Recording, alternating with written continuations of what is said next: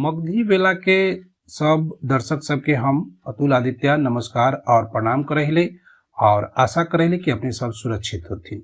PMCH सहित राज्य के जितना भी अस्पताल है वो सरकारी में तो है ही, प्राइवेट सब में भी दलाली चल रहे है, दलाल सब हावी हो गए है। जे आदमी जीते जी कहियो शायद व्यापार न कल के होत, ओकर मौत के बाद बिहार के अस्पताल सब में व्यापार हो रहे है।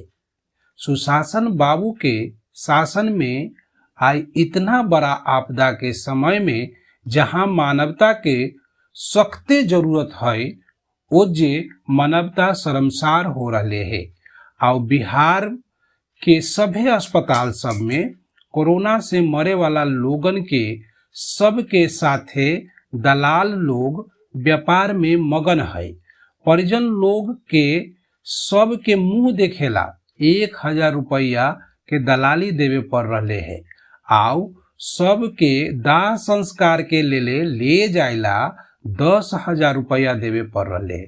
ई हालत है राज्य के अस्पतालवन में। लगा है प्रधानमंत्री के ई दलालवन सब खूबे पसंद करा है।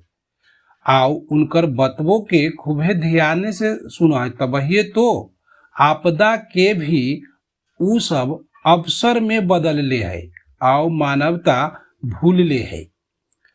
आओ समाचार सुनेला, आओ क्षेत्र के बारे में जानेला।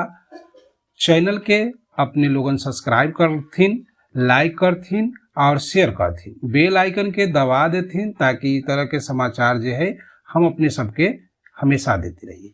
आओ सहयोग के भावना से करथिन, काहे कि मगही में जो अपन क्षेत्रीय भाषा है ओकरा में कोनो समाचार चैनल ना है और कोनो समाचार ना आवा है, इसलिए ये हम पहल कर लिए है। और ई पहल के अपने लोग आगे बढ़ाथिन और चैनल के सब्सक्राइब करथिन, लोगों के शेयर करथिन ताकि ज़्यादा से ज़्यादा लोगों के अपन क्षेत्रीय भाषा में समाचार सुनेला मिले। धन्यवाद।